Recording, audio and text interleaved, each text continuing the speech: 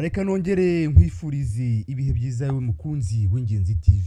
Minisitiri w'Ubuzima yavuye imuzi iby'inzoga z'ibyuma abo zishe 11 zazahaje ijana bahumye n'ibindi. Minisitiri w'Ubuzima Dr Sabin Nsanzimana yasobanuye ko nyuma yaho bigaragaye ko inzoga zizwi nk'ibyuma ziri kwangiza ubuzima bw'abanyarwanda benshi, ubuyobozi bwafashe umwanzuro wo kujya mu muzi w'ikibazo bukareba uko igihugu kisanze mu cyorezo gikomeye nk'iki. Dr Nsanzimana yavuze ko leta yahisemo kureba impande zose, yaba banywa izo nzoga, abazikora, abayobozi bazirebera, abashinzwe ubuziranenge bw'ibiribwa n'ibinyobwa, mu kureba buri wese icyo yakoze. Ati twese hari icyo twagombaga gukora tutakoze, twese dukwiriye kubibazwa, n'utabinywa n'ubirebera uri hariya mu mudugudu akwiriye kugira uruhare rwe. Ubu twese twahagurukiye rimwe. Dr Nsanzimana yavuze ko ingaruka z'ibi binyobwa zikomeje kwangiza ubuzima bw'abantu, kuko umubare w'abarwayi indwara zitandukanye zitandura ukomeje kwiyongera ndetse n'uw'abantu bapfa wazamutse. Ati kuva mu kwa mbere kugera mu kwezi kwa karindwi turangije twabonye abantu barenga 500 baje kwivuza kuko banyweye ku nzoga, baza barembye, baruka, bacibwamo, abandi batabona, abandi babatwaye mu ngobyi bavuye mu bukwe kanaka ya muzimaniye. Ariko wakurikirana ugasanga bifitanye isano na za nzoga bavangaga. Twanapfushije abantu barenga 50, ariko twanagiye mu mizi turabara tuti ese nta bantu batavuye mu buzima batarwaye ngo bajye mu bitaro ariko bari gupfa buhoro buhoro?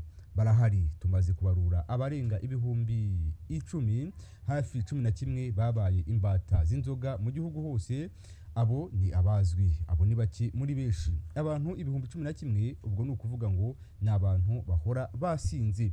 Yavuze ko ubu abantu bicwa n'indwara zitandura aribo benshi kurusha abicwa n'indwara zandura, kandi ko ibyo byose bifitanye isano n'inzoga n'ibindi ibinyobwa.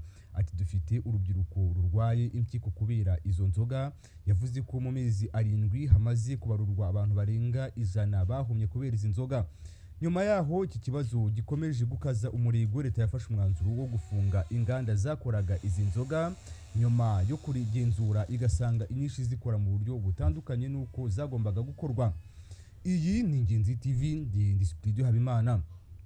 Ati abamaze gusurwa bose nta nomwe wujuje ibyo yari yarasinyiye ko azakora.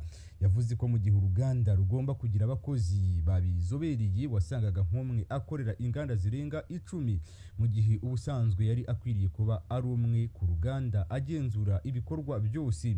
Ikindi aho izi nganda zakoreraga ntabwo hari hujuje ubuziranenge, ku buryo wasangaga hari isuku nke cyangwa se ibyo bakoresha bikaba bibitswe mu buryo bwateza ibibazo.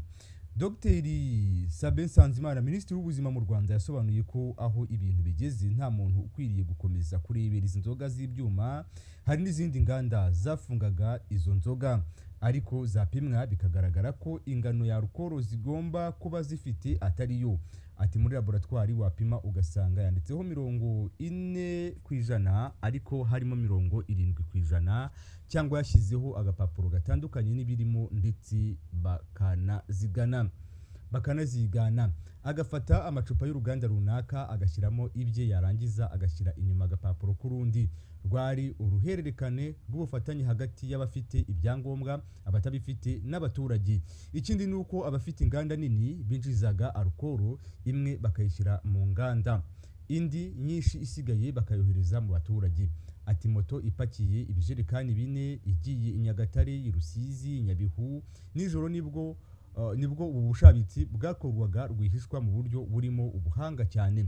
Inzego zagiye kubitahura nyuma y'iperereza ryimbitse rirenze na bya bigo bitanga ibyangombwa.